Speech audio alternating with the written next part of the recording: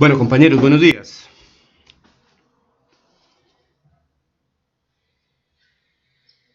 Bienvenidos a nuestra cuarta tutoría de seminario de grado 2. El día de hoy vamos a cerrar, digamos, el tema del sector financiero, el sistema financiero colombiano. Vamos a ver unos videitos ilustrativos, pero primero vamos a dar oportunidad para la participación y también después de la participación para verificar la encuesta que estamos realizando.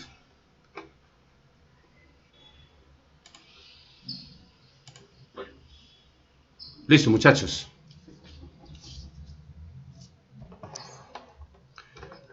Muchachos, ¿sí me escuchan? Bueno, entonces, listo. Entonces, bueno, dentro de la participación, ¿alguien leyó o escuchó o investigó algo esta semana que le haya llamado la atención de temas financieros para que nos comparta?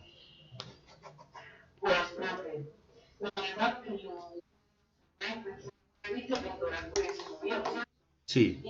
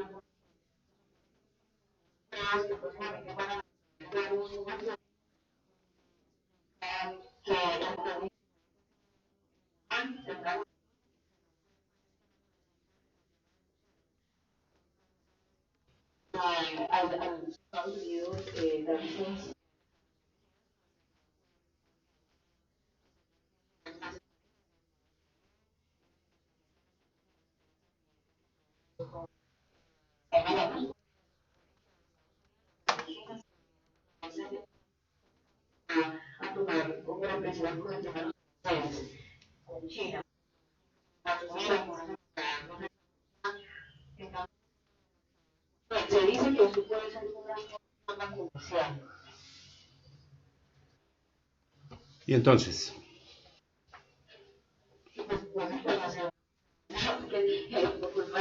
¿qué opinión te merece esa noticia? O sea, se ha hablado mucho desde hace algunos días sobre esa hipótesis que hay de la conspiración, ¿cierto? Y de la creación. Hay algunas personas que dicen que no fue, digamos, voluntariamente, pero que sí fue accidentalmente, que lo crearon por la manipulación de unas bacterias y que sí lo mantuvieron en secreto, que se supone, por ahí leí ahora un artículo, así pues no, leí el titular esta madrugada, pero no lo alcancé a leer bien, sobre que en Europa, por ejemplo, desde diciembre ya había personas infectadas de coronavirus. O sea que eso viene de hace mucho tiempo y a nosotros apenas nos vinieron a contar, o sea, al mundo entero le vinieron a contar hace muy poco. Sin embargo, ese tema de la conspiración pues es difícil también no sé, a mí me parece difícil de creer, yo ya les he comentado. Yo soy una persona de muy buena fe y yo creo mucho en la gente. Mm, no sé, yo no... Ah, sí,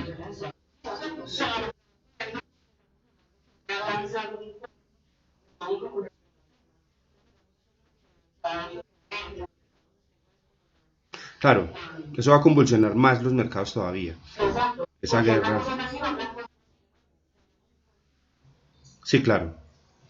Sí, eso es real. Bueno, Natalie, muchas gracias. ¿Alguien más? Angie, dime.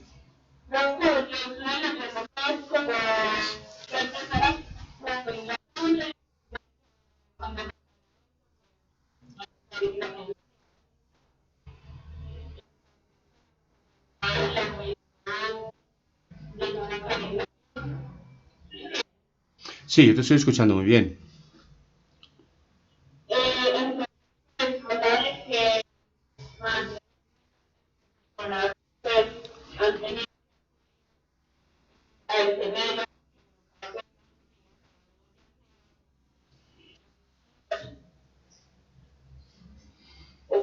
Ahí sí se te fue.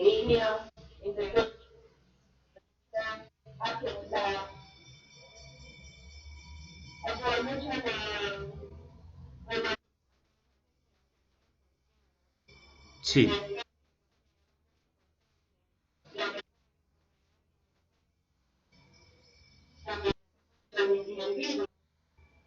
sí, claro,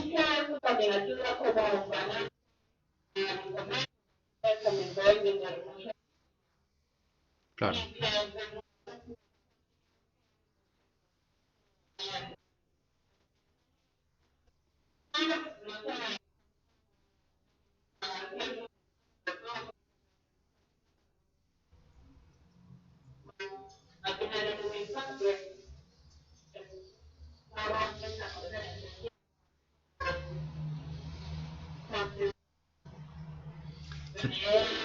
Se te está cortando, Angie.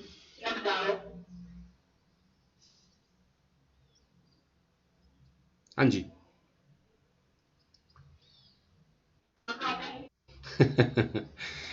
La última parte no te la escuchamos, se te cortó la comunicación.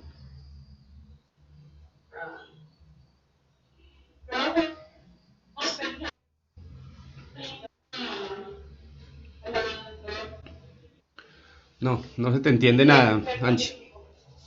Tienes problema con la comunicación, con el internet tal vez porque no se te entiende nada.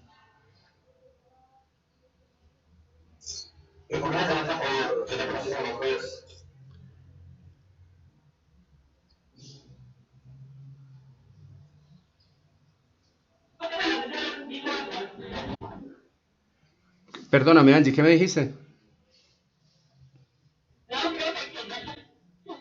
Mira, tú hablaste si entendí algo sobre el tema de que se va a, digamos, a aumentar la bancarización por el tema de la entrega de las ayudas y tal, y de que las personas pues necesitan tener una cuenta en algún banco para recibir algún auxilio. Eso es. Sí, digamos que esa va a ser una de las buenas cosas que va a dejar la cuarentena, va a dejar este problema. Que es que nosotros somos muy informales, es que ustedes no se imaginan, por ejemplo, a mí me toca a veces contratar personas para hacer una instalación eléctrica, para hacer un tema de aseo, bueno, para cualquier cosa. Y es tan triste cuando uno le dice a la persona, páseme la cuenta de cobro, páseme el RUT y la certificación de la cuenta. Y le dice a la persona a uno, no, yo no tengo RUT, yo no tengo cuenta. ¿Sí me entiendes? Entonces, ¿cómo los contrata uno? No los puede contratar, yo no los puedo contratar, yo no puedo andar con plata en el bolsillo pagando servicios. Entonces, esa bancarización es importante. O sea, toda persona que realice alguna actividad independiente, por pequeña que sea, si sea un plomero, sea un señor que arregla ventanas o una persona que trabaja bueno, no sé, en cualquier cosa, pues debe tener una cuenta. Porque es que manejar el efectivo, además de ser riesgoso, digamos en seguridad hoy en día, pues lo que tú acabas de decir, los billetes también pueden transmitir el virus y eso podría mejorar un poquito el tema de la base monetaria que es tan grande para nosotros precisamente por esa falta de cultura, digamos por esa falta de bancarización que tenemos que muchas veces no es ni siquiera de acceso, sino también cultural. A la gente no le gusta el banco, entonces no le gusta la cuenta, entonces le gusta mantener la plata, se acostumbra a mantener la plata en efectivo. Muchas gracias, Sánchez. Sí, sí, Nata.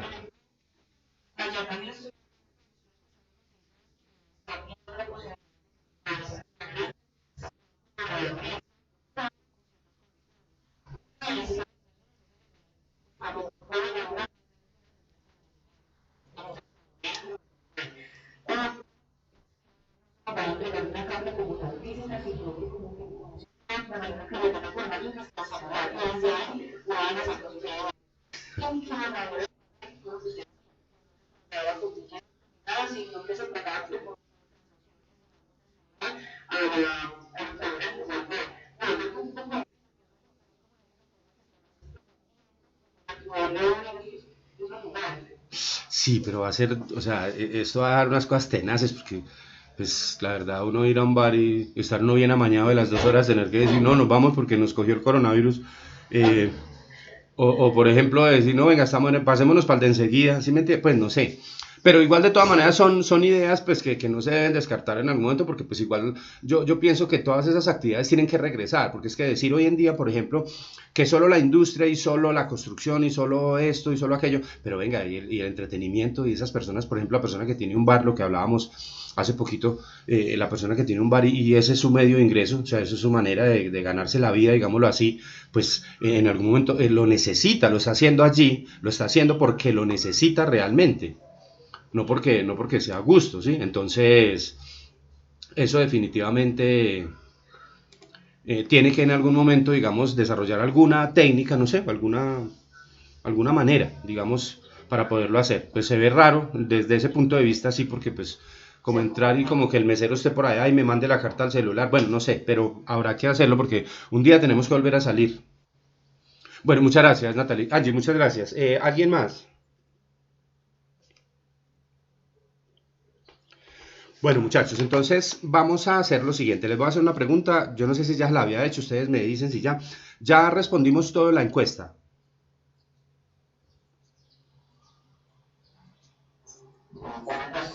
Listo, se las voy a mostrar. Mire, se las voy a mostrar y les voy a pedir un favor bien especial, sí, que nos están tallando mucho de Medellín por este tema, para que ustedes por favor nos colaboren respondiendo la encuesta que está en la plataforma. Ya se las voy a mostrar y entonces nos vamos a dar 5 minuticos para contestarla. ¿Les parece, muchachos? Y me colaboran con eso. Listo, pues, bueno, entonces les voy a compartir para mostrársela, pero pues cada uno allá entra en la suya. Mire, es esta encuesta.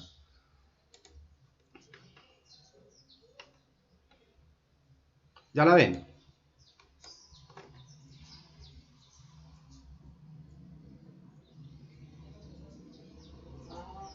Sí.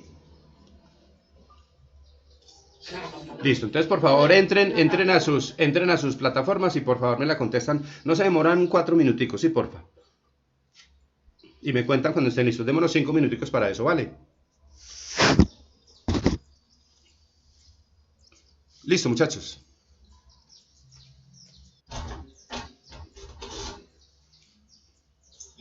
Listo, pues, bueno.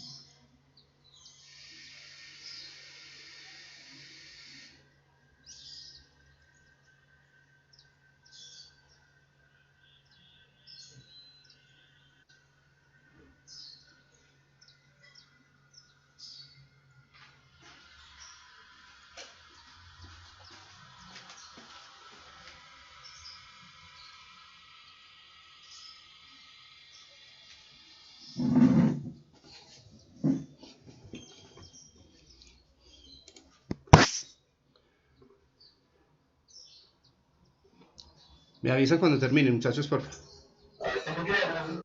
¿Está qué? Ah, sí, perdón. Que me avisan por favor cuando termine.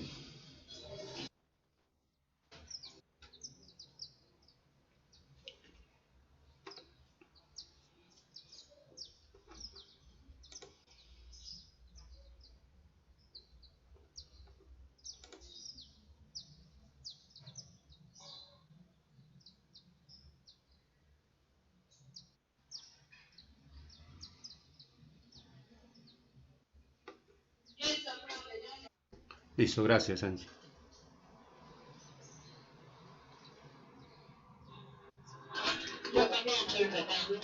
Bueno,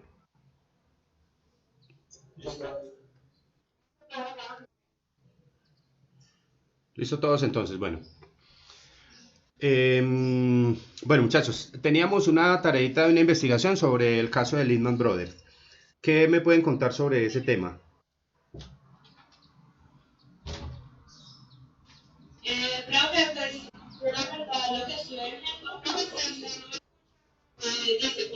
Ahí se te está escuchando bien, Angie.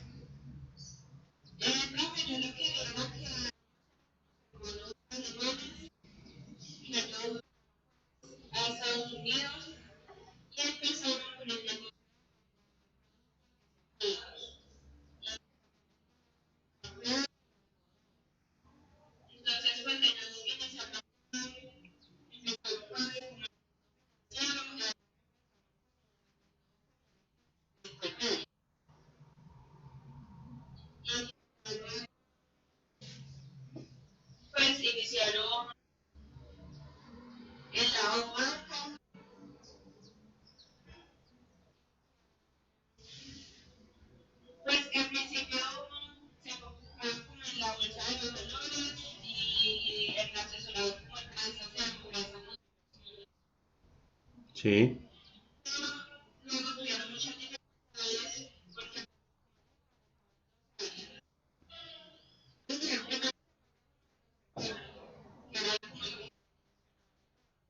sí,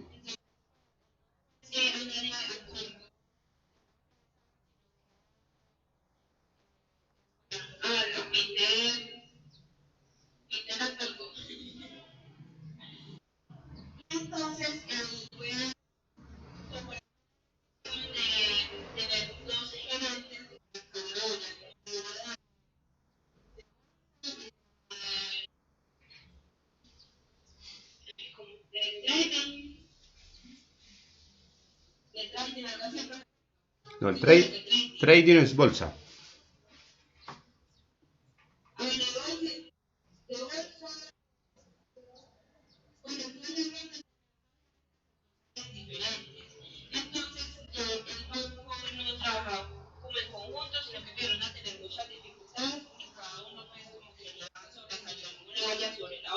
Ujú.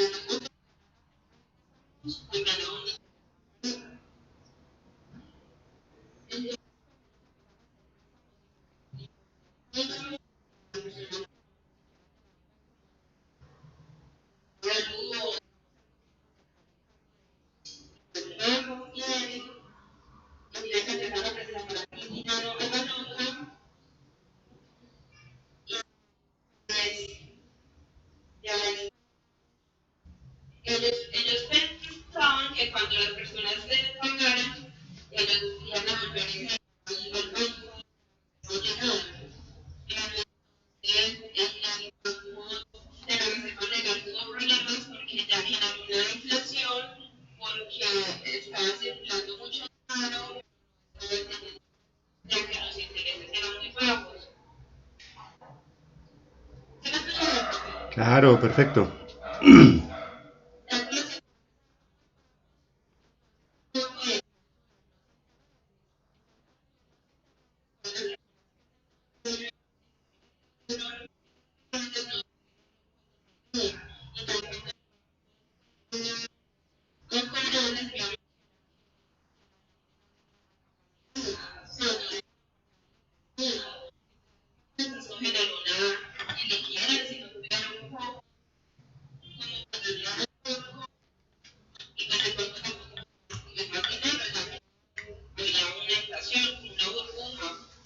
Sí,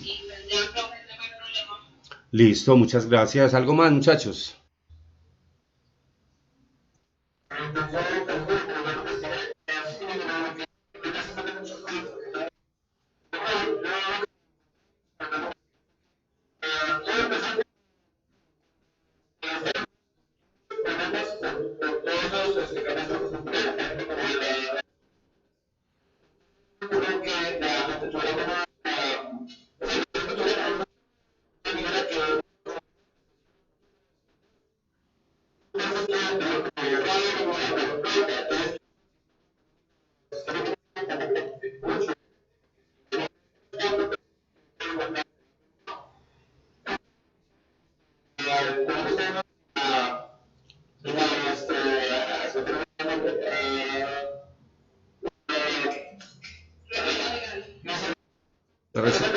La Reserva Federal.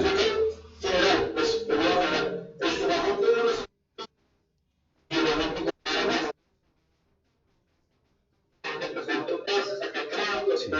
Ujú.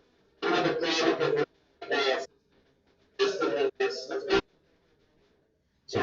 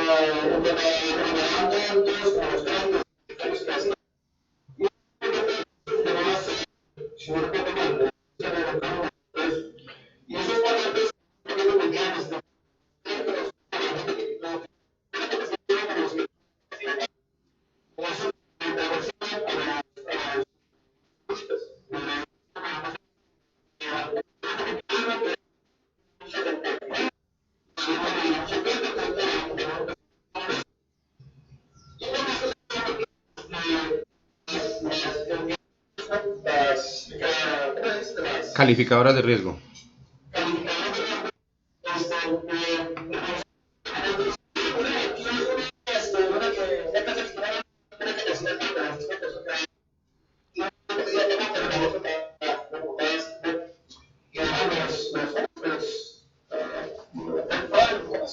Subprime. Ujú.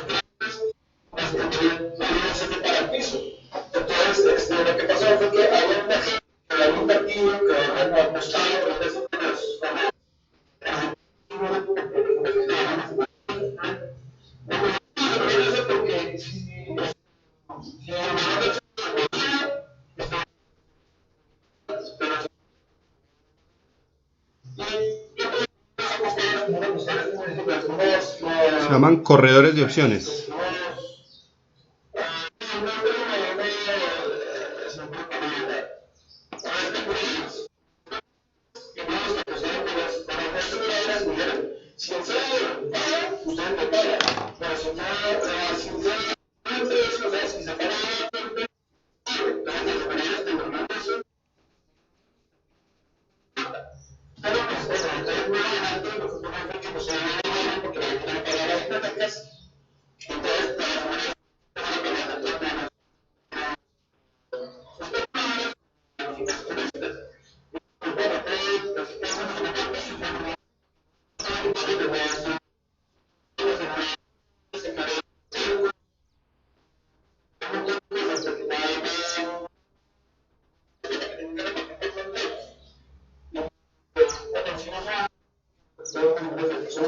Listo, perfecto. Alejandro, muchas gracias. ¿Algo más, muchachos? ¿Algo diferente?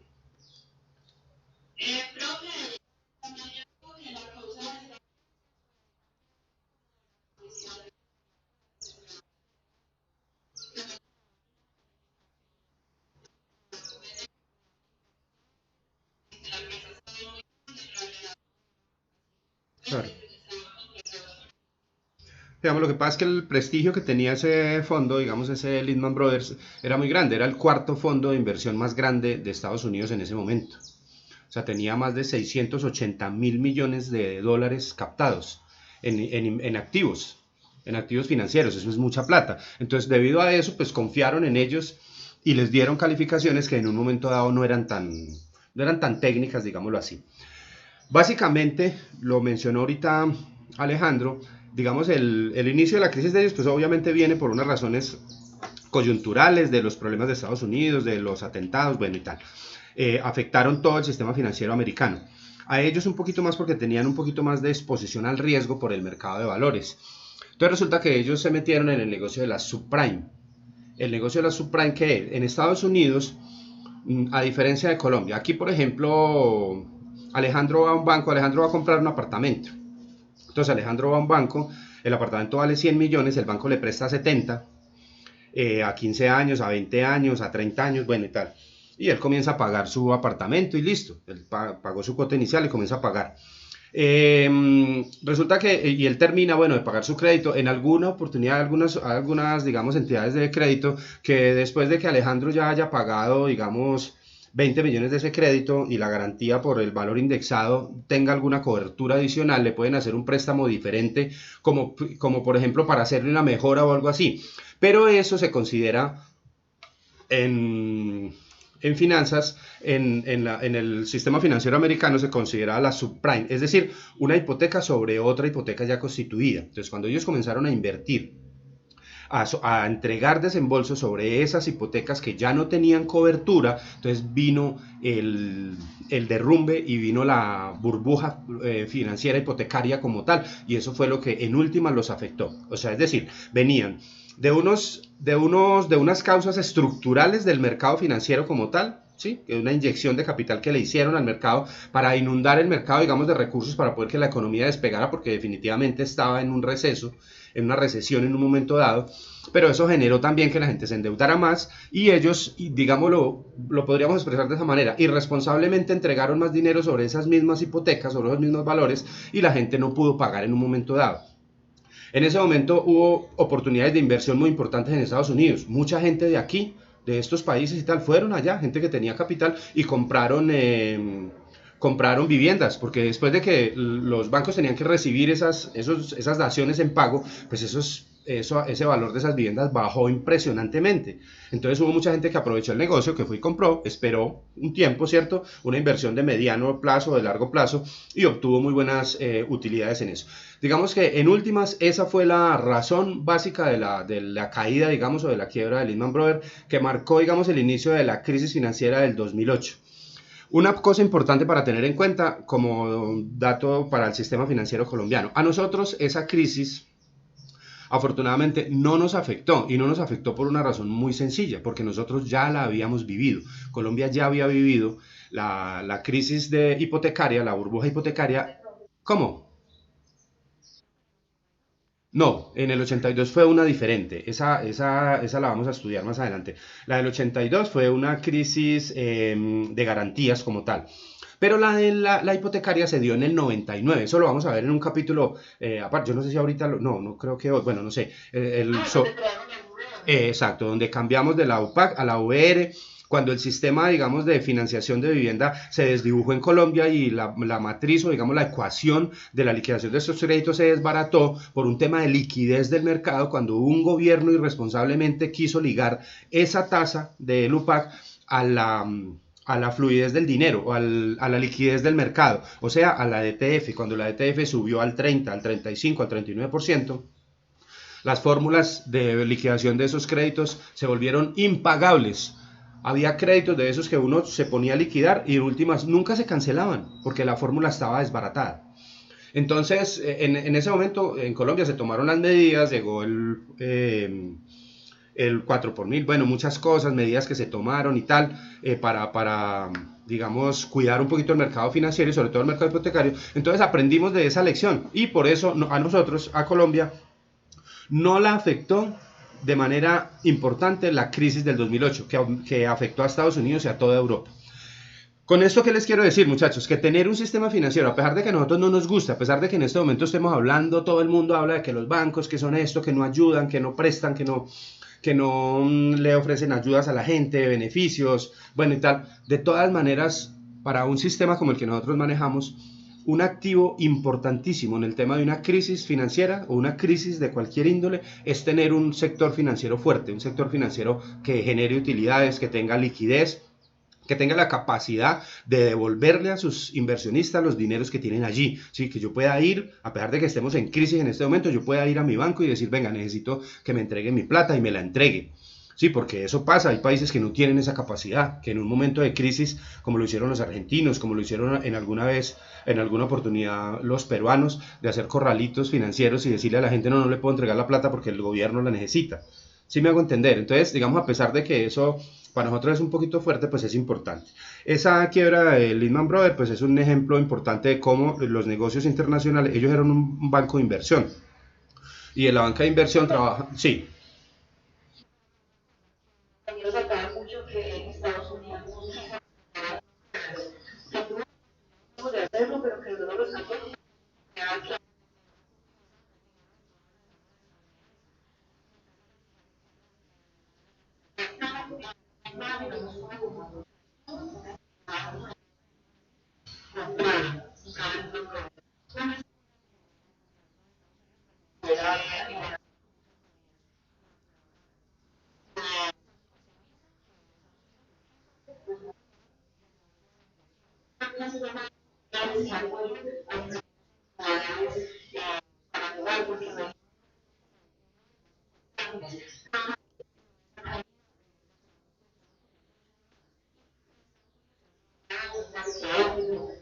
sí, sí, también dicen eso. Y después ayudaron a Goldman Sachs y a la otra, a Merrill Lynch.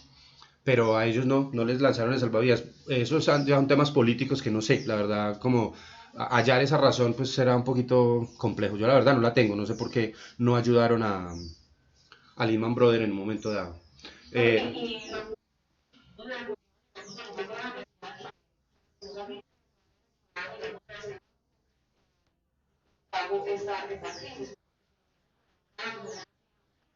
sí, claro. Lo que, lo que pasa es que era mucha plata también. O sea, hay que tener en cuenta, recuerden la cifra que les acabo de comentar. En ese momento, Lehman Brothers manejaba más de 680.000 millones de dólares en activos. Entonces, digamos que ese dinero en riesgo, eso genera unas pérdidas impresionantes. O sea, eran, pues, obviamente, pues, estamos hablando de una economía muy grande, pero también era un fondo muy grande. Como les digo, era uno de los cuatro más importantes de Estados Unidos en ese momento, por tamaño.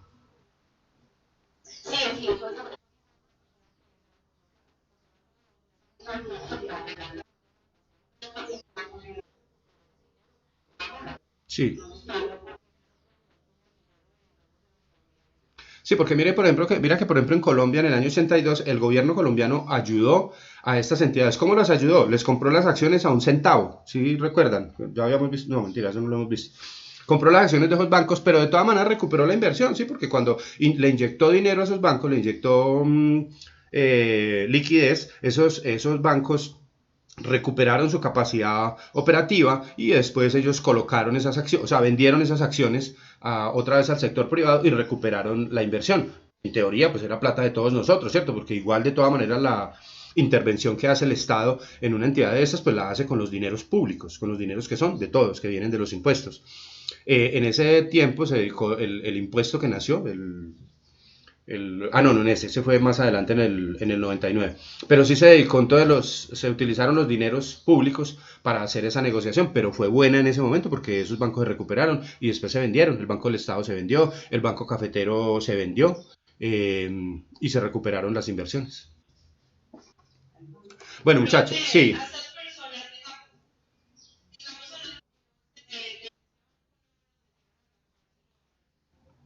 ¿A quiénes? A los de Lehman Brothers.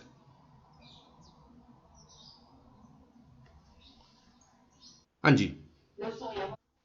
Sí, ellos, claro, ellos tuvieron inclusive implicaciones penales por el tema de información financiera falsa y tal. Yo la verdad no sé si fueron a la cárcel, pero sí, sí tuvieron procesos legales. Aquí en Colombia, por ejemplo, en el 82 hubo también procesos legales y hubo gente que fue a la cárcel. Por ejemplo, el presidente del Banco Nacional, él estuvo en la cárcel y creo que, no me acuerdo si murió en la cárcel o murió después de que salió, un tiempo después de que salió libre. Pero sí, él fue a la cárcel porque eso es estafa. Eso se tipifica una estafa, es un engaño a la gente y eso está tipificado en la ley. Bueno, muchachos, interesante el tema de Lehman Brothers, ¿cierto? Bueno, entonces ahora vamos vamos a mirar el tema que tenemos para hoy. Les va a compartir el módulo, pero lo primero que tenemos allí es un video. Lo que pasa es que los videos no nos están funcionando. Miremos a ver cómo nos va con este, listo.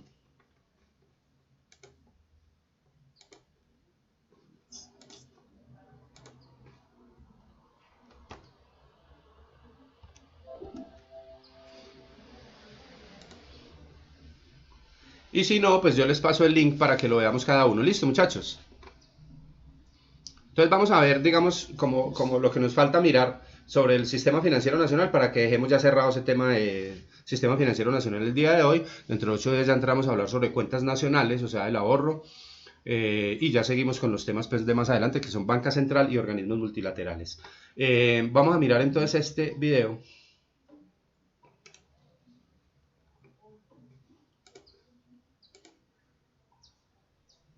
y ustedes me dicen cómo se escucha.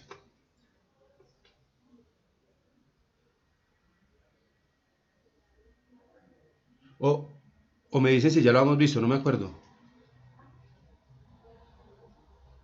¿Cómo?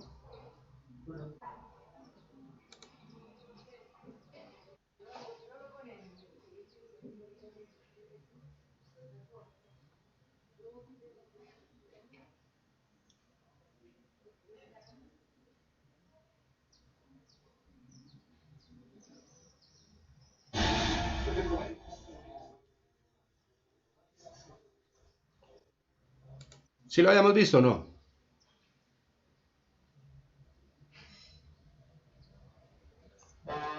¿No? Bueno, miremos a ver cómo nos va con el sonido y me dicen,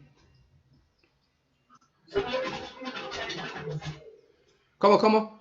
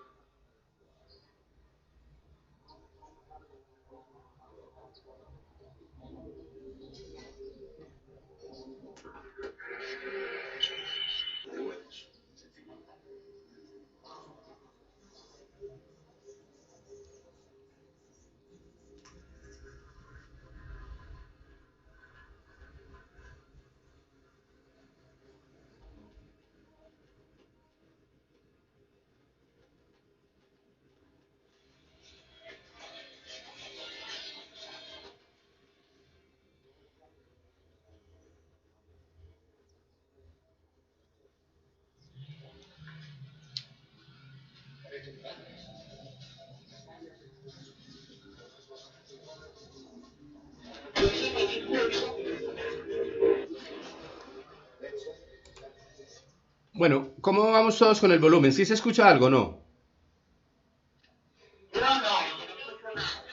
No, ¿y por qué no me habían dicho petacones?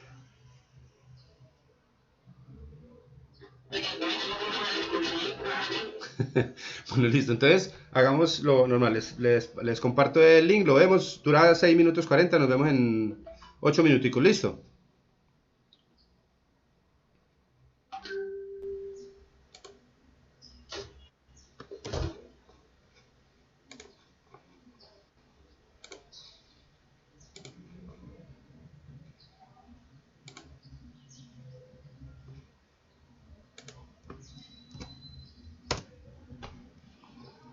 Listo, muchachos.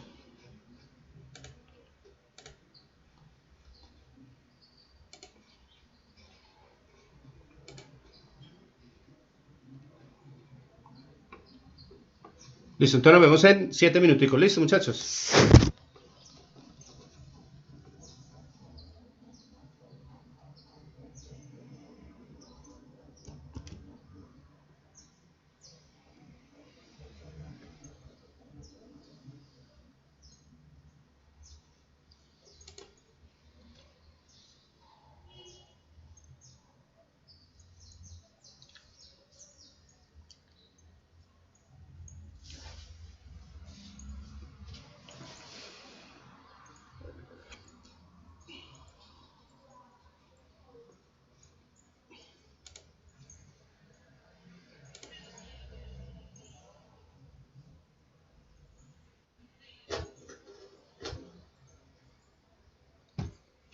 ¿Qué pasó?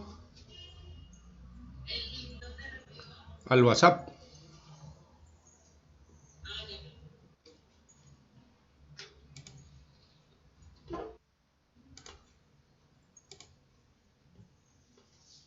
Gracias, Alejandro.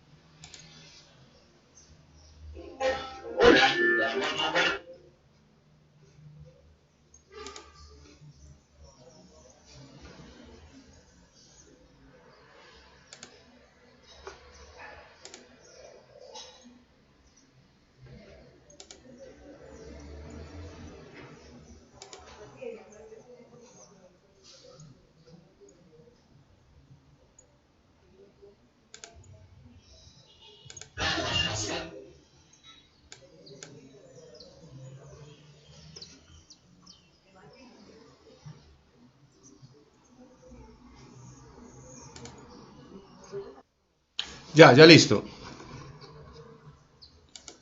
Perdón, ya terminaste, Nata.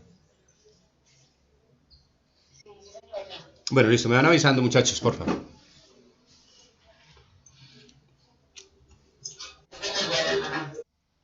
¿Ya? Listo. Angie y Manuela.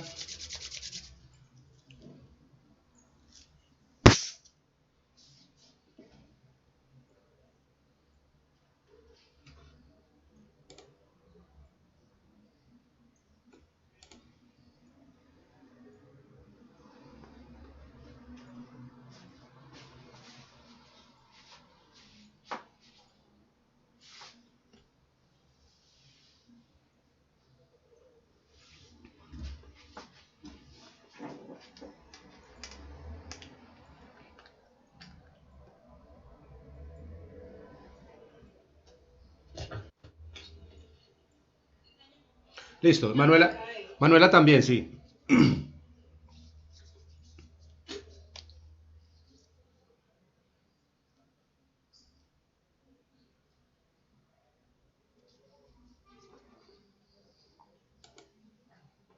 Manuela, ya terminaste.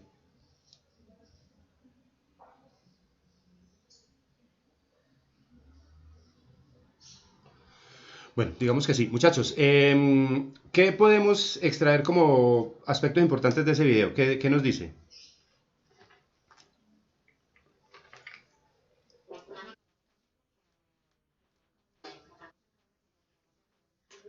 Ajá. Sí. Es el punto, la moneda es como el instrumento, pues, es como la medida, la unidad de medida.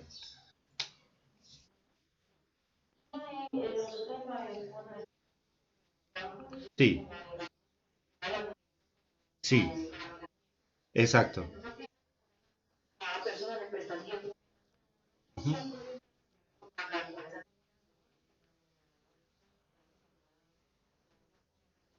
Sí.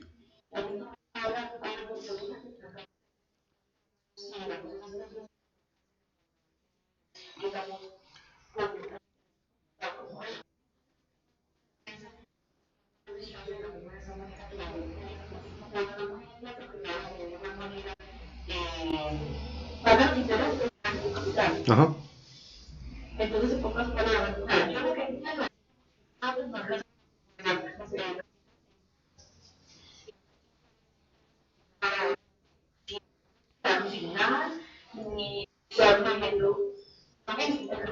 Sí. Pero ¿por qué se da eso? Porque estamos haciendo un ejercicio, digamos, metafórico en el que no hay más monedas. Solamente tenemos 100 monedas. Sí. Pero es por eso, sí. Porque no hay más moneda. Entonces, eso, digamos que nos explica eso. Que la base monetaria, es decir, la moneda como tal, tiene que crecer. ¿De acuerdo con qué? Básicamente, con ese ejercicio que hace el señor ahí. Es decir, el factor que define la mayor parte de la ampliación de la base monetaria es el sector financiero. ¿Cierto que sí? ¿Por qué? Porque cuando esa persona, digamos ese banco que tiene esas 100 monedas, presta esas 10 monedas a cada uno, esas 10 monedas se tienen que convertir, por ejemplo, en 16 monedas. ¿Por qué? Pues porque ellos tienen que generar unos intereses para devolverle al banco. Es decir, hoy, por ejemplo, tú vas al banco y tomas un préstamo de 10 millones, el banco te entrega 10 millones y tú lo vas a pagar en 60 meses a una tasa muy buena que es del 29% efectivo anual, crédito de consumo. Entonces, más o menos, tú le vas a pagar en esos 60 meses al banco, le vas a pagar 16 millones por los 10 millones que te prestó. O sea, vas a pagar 6 millones de pesos. Esos 6 millones hay que generarlos en base monetaria, porque esos 6 millones se van a utilizar en un momento dado. Entonces, digamos que el ejercicio que marca la ampliación de la base monetaria es el ejercicio financiero. Lo mismo, yo voy a un banco y deposito un dinero en un título, en una inversión. El banco guarda la plata, pero el banco me tiene que pagar a mí unos intereses. Esos intereses se tienen que generar en base monetaria. ¿Por qué? Porque ese es crecimiento de base monetaria. No sé si eso sea claro, muchachos.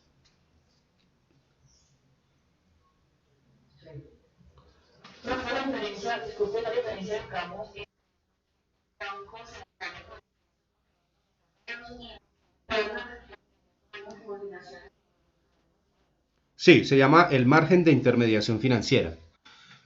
Entonces es como el ingreso, ese es el ingreso, digamos, no lo podemos llamar utilidad neta, esa es la utilidad bruta que obtiene el banco. Es decir, el banco, tú vas y tomas un préstamo al 29% y Manuela va y deposita una plata en un CDT y le pagan el 6%. Entonces el banco va a intermediar, entonces el banco se va a ganar el 23%, pero esa utilidad es utilidad bruta, ¿sí? De ahí tiene que sacar todos los costos y gastos y la operación bancaria es costosa por los temas de seguridad, por los temas de encaje, por los temas de, bueno, de servicios electrónicos, por muchas cosas, por la revisión y por las, digamos, características que tiene que tener el negocio pues para ser avalado por el gobierno, porque tiene que ser un negocio serio que le ofrezca a las personas la seguridad de que sus inversiones van a ser reintegradas. Entonces, básicamente, digamos, el video pues habla de, sí, de cómo se creó la moneda, pero de eso ya habíamos hablado, ¿cierto? De cómo, digamos, los seres humanos por una necesidad comercial, por una necesidad de obtener servicios, de obtener productos como tal,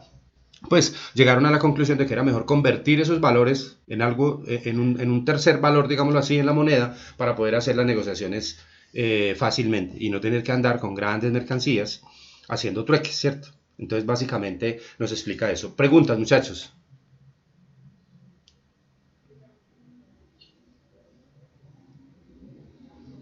¿No? Bueno, entonces vamos a ver otro video. Otros videitos que son corticos. Es que me gustan mucho los videos porque ustedes saben que nosotros somos más visuales que auditivos. Y la voz mía pues tampoco es que sea muy melodiosa como para que ustedes la memoricen muy fácil, ¿sí? Entonces vamos a ver sobre la historia del dinero. Son unos videitos interactivos muy chéveres. Entonces se los voy a compartir. Son tres. Ustedes los van a ver de corrido. Duran por ahí unos 16 minutos. Y luego miramos parte del tema que tenemos para hoy. Me gusta más hacerlo así que la carreta, el módulo y tal. Esto nos explica un poquitico más, de manera más didáctica, el concepto como tal. ¿Les parece, muchachos?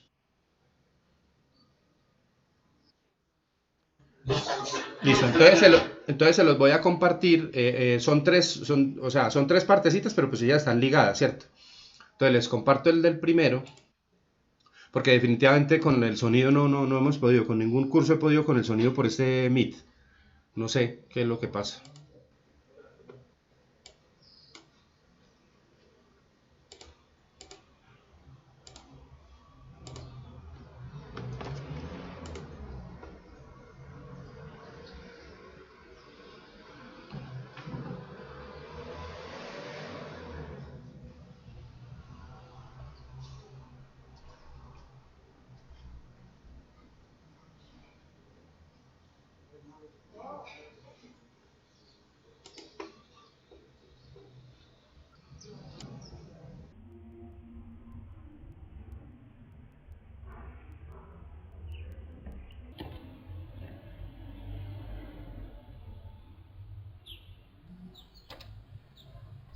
Listo, lo mandé por el chat y lo mando por el WhatsApp también, sino que es que se está como pegando el internet.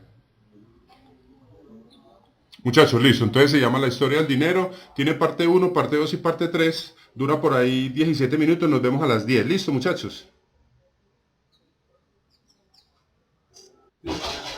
Listo, pues bueno. También va por el WhatsApp para de pronto alguien que esté en el teléfono. Listo.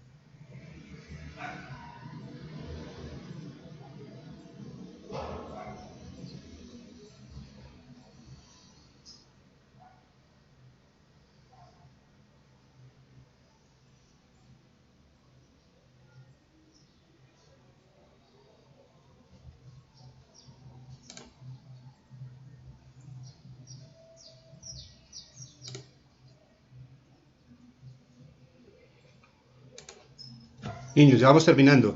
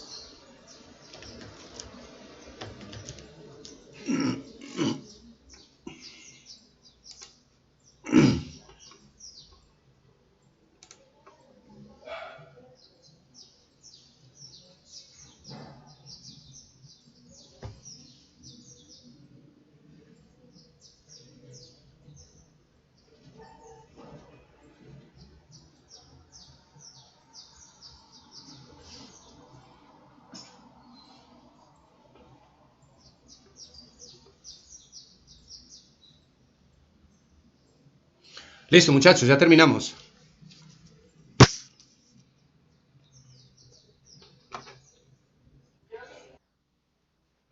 Manuela, listo. Angie también, ¿cierto?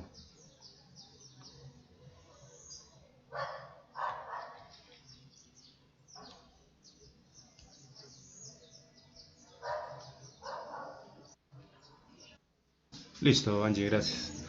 Faltan entonces Nata y Alejandro. ¿Cómo? Listo, Natalie también. Listo, pues bueno, muchachos. ¿Qué nos dice ese video? Bueno, comienza hablando, digamos, sobre la misma historia, sobre la razón por la que nació el dinero y tal. Pero tiene una parte importante más adelante, cuando el SIPA comienza a hacer operaciones financieras. ¿Qué pasa allí?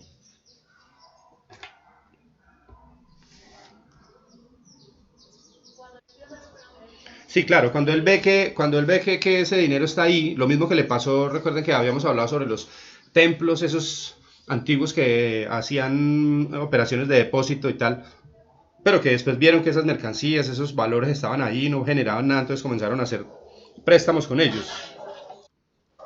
Sí,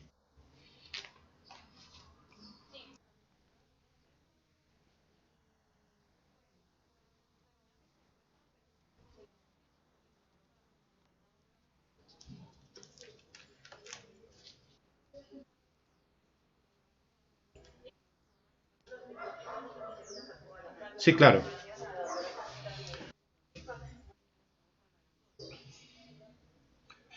Sí, claro, eso pasa. Y entonces después también viene una parte importante del video, pues habla pues de muchas cosas sobre el comercio y sobre cómo se formaron algunas actividades mercantiles y financieras, pero nos habla también de la conformación de la banca central, ¿cierto que sí? ¿Qué podemos extraer de eso?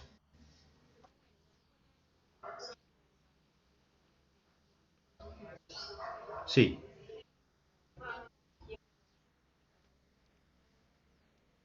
Sí.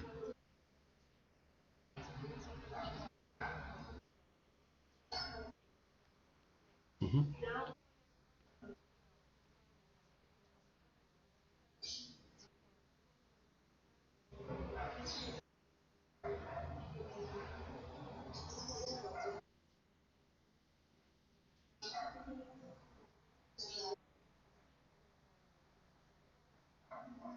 Sí, asume como funciones de banca central. Recuerden que lo habíamos visto por allá en el documento que leímos sobre la historia del sector financiero, del sistema financiero, que eso ocurrió como en 1694 en Inglaterra, donde se creó el primer banco central como digamos parecido a lo que tenemos hoy en día, que es un banco que modera o digamos coordina la actividad de los otros bancos como tal.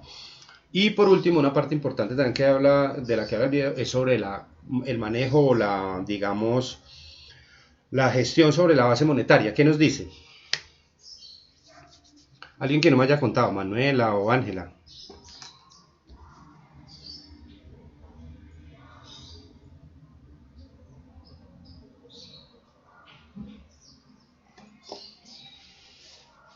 Manuela, sobre la ampliación de la base monetaria, ¿qué nos dice el video?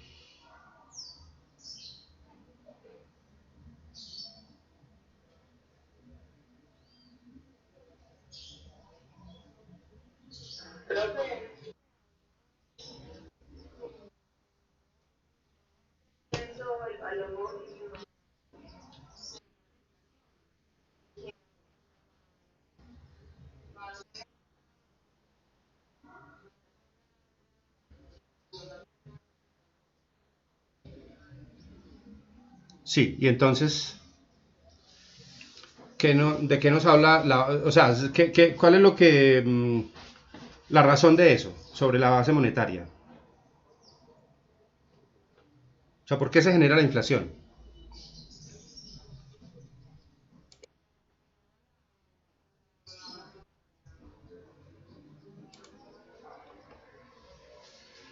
A lo que nos dice el video ahí es que es por la base monetaria como tal, es decir, por la cantidad de dinero que hay en manos de los ciudadanos, de los particulares. Eso es lo que genera la inflación. Digamos la más conocida hoy en día. Las causas de la inflación, cuando uno estudia economía, pueden ser varias. La causa de la inflación puede ser disminución de oferta, aumento de la demanda, pero eso tiene que ver también, en un momento dado, el aumento de la demanda tiene que estar muy ligado a los ingresos de las personas. Cuando las personas tienen mucho dinero para gastar, pues compran más, salen a gastar más bueno, en muchas cosas que son suntuosas, no son de primera necesidad, y eso mueve la economía, hace crecer la economía, pero también hace crecer los precios. Hace...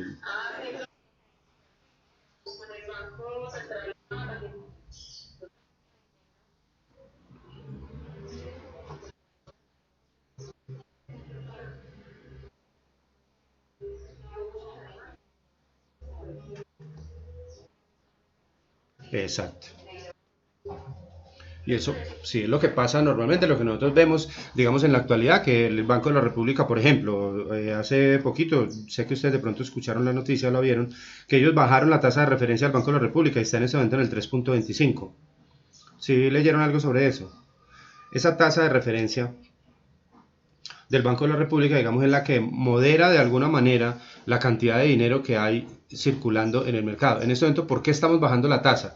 Recordemos entonces un concepto. El precio del dinero es la tasa de interés. Cuando baja el precio del dinero es porque queremos inyectar recursos a la economía. Es decir, queremos bajar la tasa de interés. ¿Para qué? Pues para que la gente se endeude más fácil, consiga créditos más baratos y la economía se mueva. Cuando pasa lo contrario, digamos que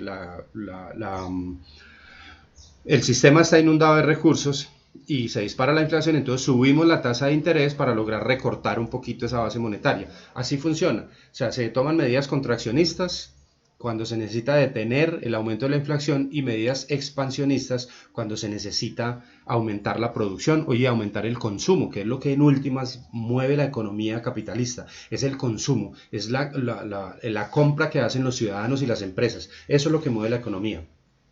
Entonces, la base monetaria se trata de manejar pues, para prevenir que los precios se salgan de un orden, porque eso también tiene que ver con la competitividad de un país. Si los precios suben mucho, pues si los productos de nosotros son muy costosos, pues van a ser poco competitivos a nivel mundial. Y si son poco competitivos, pues se van a vender menos, vamos a tener menos empleo y todo es digamos, todo está interconectado. ¿Algo más, muchachos?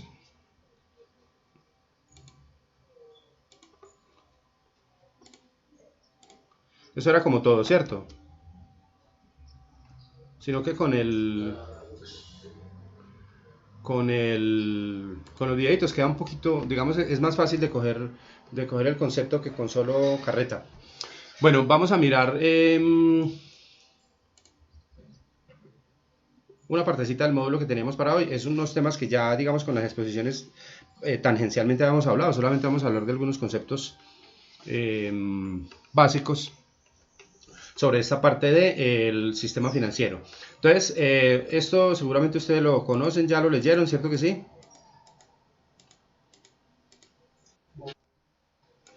Era la tareita que teníamos también. Entonces es hablar un poquitico sobre ese sector financiero nacional en estos minutos que nos faltan. Este está conformado por entidades públicas y privadas, entonces las cuales desarrollan actividades relacionadas con el manejo, aprovechamiento e inversión de los recursos de captación del país. Recordemos entonces siempre, ese sistema financiero es un puente que conecta a aquel agente que tiene unos dineros de sobra y a aquel agente que los necesita, sin necesidad de que se conozcan. Esto lo hacen por medio de varios aspectos.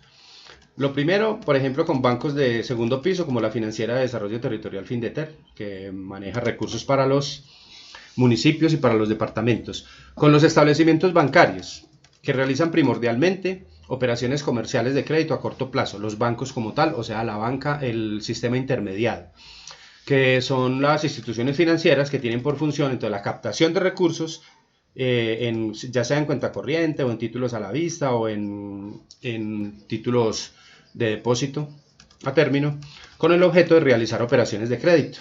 También realizan operaciones entonces en general de corto plazo. Hablamos de corto plazo, pero pues ustedes saben que no es así en su totalidad, porque en Colombia nosotros podemos conseguir un crédito hipotecario hasta de 30 años de plazo, y en menor proporción a mediano plazo. También tenemos las corporaciones financieras, que por ahí las vimos también en las exposiciones, creo, que son aquellas instituciones que tienen por función la captación de recursos a través de depósitos y de instrumentos de deuda con el fin de realizar operaciones activas de crédito, igual que los bancos, pero con otro segmento de mercado como las empresas como tal, con el objetivo primordial de fomentar o promover la creación, reorganización, fusión, transformación y expansión de empresas. Atienden más, digamos, específicamente el sector empresarial, aunque la banca también lo hace. Las compañías de financiamiento comercial o leasing, que las vimos en las exposiciones, que son todas las instituciones que tienen por función principal captar recursos a término con el objeto primordial de realizar operaciones activas. Entonces, comercialización de bienes y servicios, operaciones de arrendamiento, captar dinero, captar ahorro privado mediante la suscripción de títulos, en especial CDT y bonos ordinarios. También tenemos, por otro lado, otro banco segundo piso, que es el Fondo para el Financiamiento del Sector Agropecuario Finagro, lo vamos a ver en otro tema. Las cooperativas financieras, que también se dedican a lo mismo, captar recursos de CDT y negociar títulos, abrir cartas de crédito que se utilizan para el comercio internacional como medio de pago de importaciones,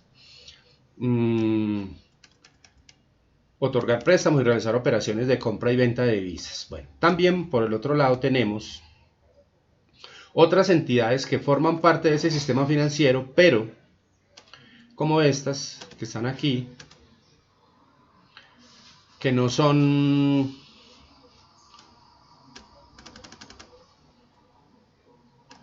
establecimientos de crédito.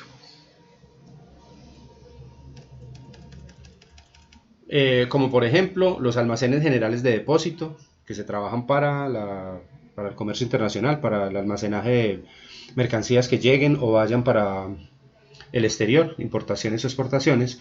Las compañías de seguros, que a pesar de pertenecer al sistema financiero, no son establecimientos de crédito, por cuanto pues no captan ni colocan. Los fondos de pensiones y cesantías igual. Los comisionistas de bolsa y las sociedades fiduciarias, aparte que sí hacen negociaciones, se consideran negocios comerciales y no financieros, sin embargo están adscritos a la superintendencia financiera como tal. En desarrollo de su objeto captan y administran recursos también, pero son, por ejemplo, un almacén de depósito que hace simplemente custodia de unas mercancías que llegaron, mientras que se hace la legalización formal por parte de la empresa importadora, o las custodia allí mientras que se realiza la legalización de la exportación como tal. Y por otro lado, los bancos de redescuento, de los cuales hemos estado hablando en los últimos días, porque han venido los bancos de segundo piso a hacer tema, digamos, de noticias y todo en estos días. ¿Quién me cuenta? ¿Quién ha escuchado algo?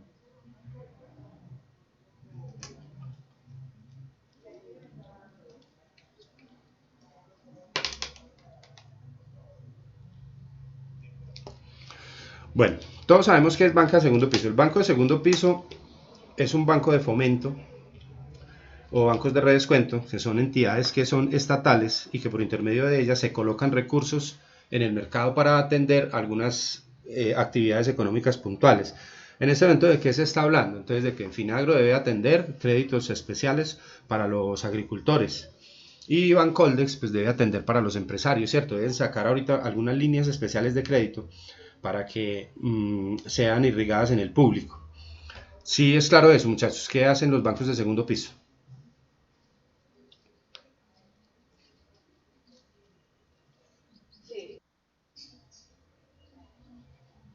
Bueno, entonces básicamente ellos lo que hacen es, se llaman bancos de redescuento, ¿por qué? Porque el banco como tal de primer piso, o sea, el banco comercial, coloca los recursos, los entrega mediante esa línea con las condiciones que exponga esa línea y luego el banco de segundo piso le devuelve la plata, es decir, el banco redescuenta ese valor que desembolsó de unos fondos especiales que ha colocado el banco de segundo piso. Es decir, el banco de segundo piso, el banco de redescuento no atiende clientes, solamente coloca los recursos, pero la operación la tiene que hacer el banco comercial, pero el banco comercial pues le pone una utilidad especial a estas operaciones. Entonces, por eso hemos estado hablando últimamente sobre esos bancos, digamos que pues sobre la utilidad o la no utilidad, yo no sé, de este tema y de la, digamos, de la fuerza con que el gobierno pueda intervenir la economía en este momento para lograr reactivar la economía. Ya por lo menos hoy se está hablando de que hay un paquete especial del que van a hablar hoy en el Ministerio de Hacienda para entregar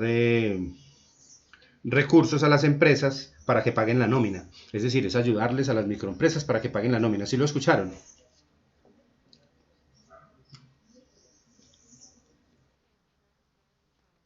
Sí, van a ver, digamos que lo que se dice es que pues son, a ver, es insuficiente, digamos, los recursos serán insuficientes siempre porque pues no hay la plata para atender a todas las empresas, son muchas empresas las que están en problemas en este momento, pero digamos que se va a tratar de atender algunas para que, digamos, no se ocurra lo que estamos esperando y lo que estamos viendo, que es la masacre laboral que va a haber tan impresionante porque se calcula que van a ser entre 1.400.000 y 2 millones las personas que pierdan el empleo si no se, si no se interviene la economía, si no se intervienen estas empresas como tal.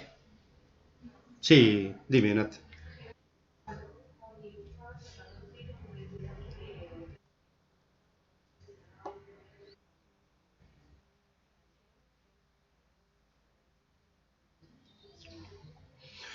Sí, eso se llama, estuvieron hablando mucho sobre el déficit fiscal, que al decrecer la economía, el tamaño, o sea, el Producto Interno Bruto, se va a generar un déficit fiscal que va a superar el 5%. Eso no se había visto aquí hace muchos años.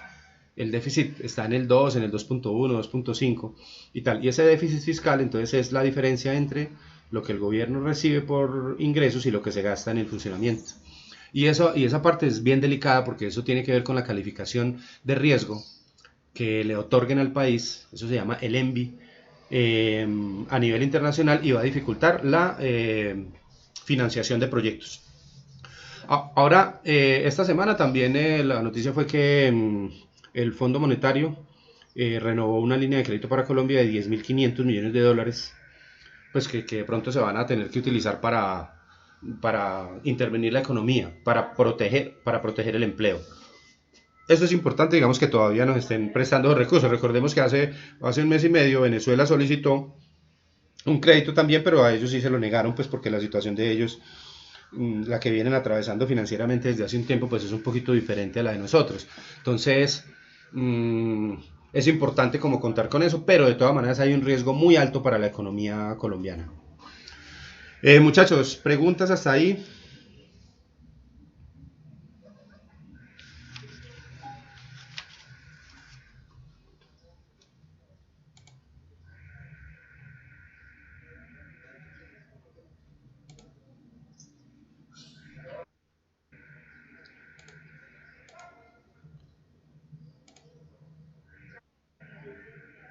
¿Qué cosa?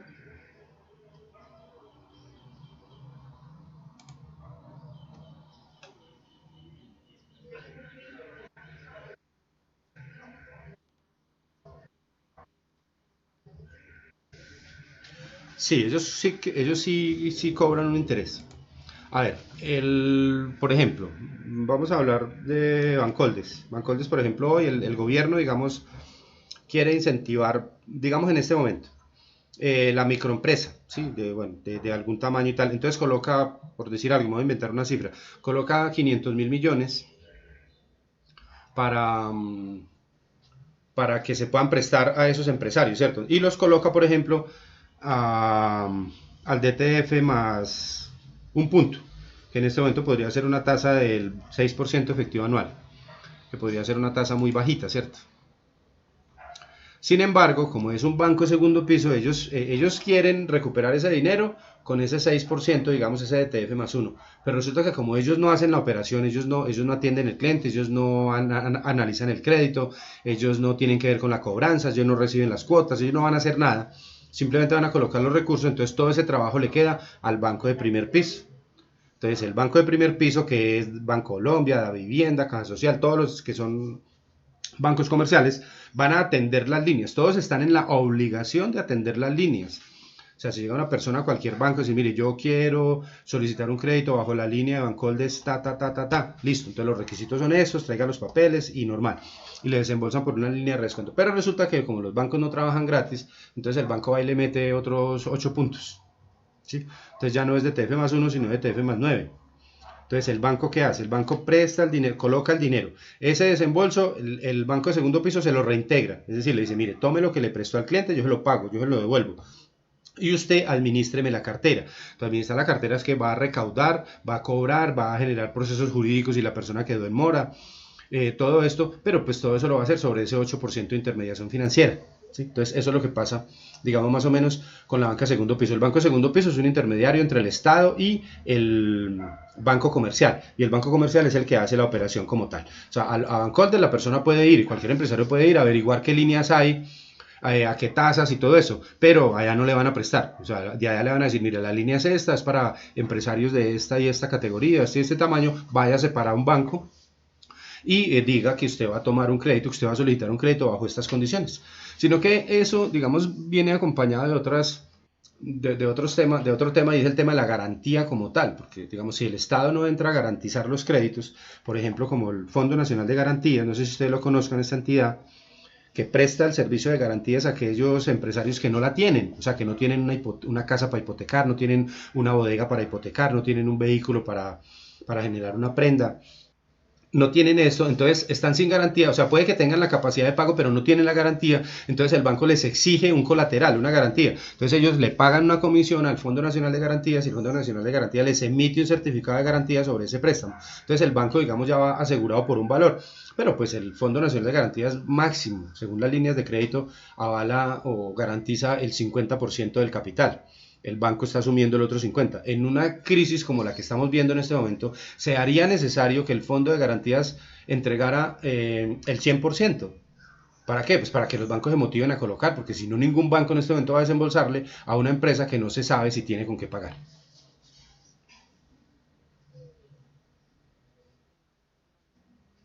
Ese es más o menos el lío en el que estamos en este momento.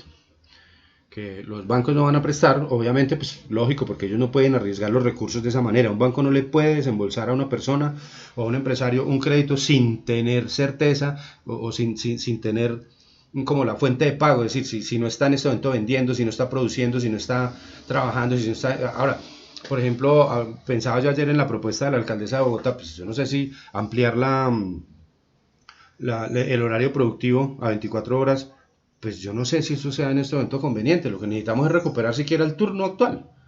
O sea, estamos perdiendo el empleo de los que están trabajando en el día. Pues, ¿para qué vamos a abrir turnos de noche? No, yo no entiendo. Claro, eso va a encarecer. Ahora, si fuera un problema de demanda y tal, pero es que es un problema de oferta. Es decir, es la industria la que está disminuyendo su capacidad productiva. Pues, ¿por qué? Pues porque no hay, nada se mueve, porque no hay insumos, porque no hay generación. Entonces, yo no sé, yo lo pongo en un ejemplo muy, muy básico, pues yo no sé, en medio de, ¿cierto? Pues, el poco conocimiento en esos temas. Por ejemplo, Arturo Calle le pueden decir mañana, listo, mire, usted puede abrir su producción y puede trabajar toda la noche, ¿sí me entiende? Es decir, pues, haga camisas de día y de noche, sí, pero si no le dejan abrir los almacenes, ¿como para qué va a hacer tantas camisas? ¿Sí me hago entender?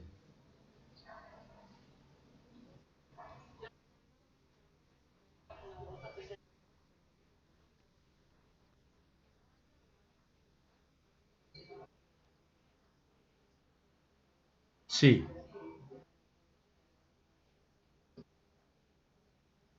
exacto, sí. Entonces, vuelve el mismo cuento, por ejemplo, es una cadena. Por ejemplo, volviendo al mismo ejemplo. Entonces, Arturo Calle, listo, y le permitimos abrir los almacenes y los llena de camisas. Y en este momento, en medio de una cuarentena, de una pandemia de estas, pues muy poca gente está pensando en comprar ropa, ¿sí? La gente está pensando más en cuidar el dinero, porque de pronto va a haber una crisis más fuerte, ¿cierto? Entonces es mejor esperar. En este momento, ¿qué se está gastando? ¿En qué gasta la gente? Digamos, hay un tema ahí paradójico, pero bueno, es cultural. En alimentos, alimentación, en gastos básicos, servicios públicos, obviamente que tenemos que seguir consumiendo, medicamentos y productos de aseo, digámoslo así. Y paradójicamente también el tema del licor. La venta de licor se ha disparado. En Colombia creo que llegó al, no sé si como al 30%. Eh, por el tema de la cuarentena, ¿sí? Pues eso es como paradójico, ¿cierto? Porque pues no, uno diría que no es un producto de primera necesidad. Pero entonces la gente que está haciendo, la gente está priorizando, es decir, alguien tiene que comprar, por ejemplo, unos zapatos en este momento, pero dice, venga, no, pues si no estoy yendo a trabajar, pues esperemos, ¿sí? Entonces el productor de zapatos en este momento no está. En estos días entrevistaban a un señor que tiene una fábrica de vestidos de baño en Medellín. Y le pues sí, pues yo puedo reactivar mi empresa para hacer vestidos de baño, pero pues para venderle a quién, si ni siquiera se puede ir a Cartagena. Entonces esas no son las soluciones. Yo creo que la solución no va por ahí, por ese lado. No sé ustedes qué opinen.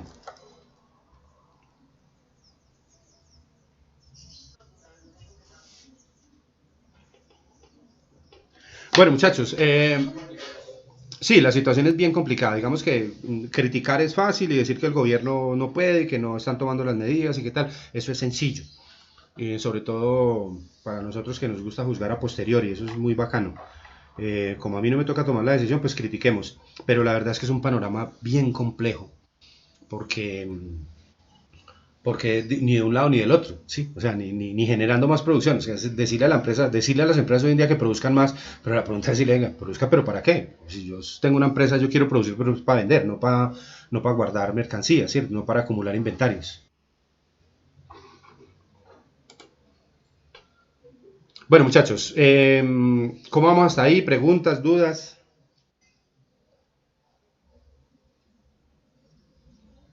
¿No?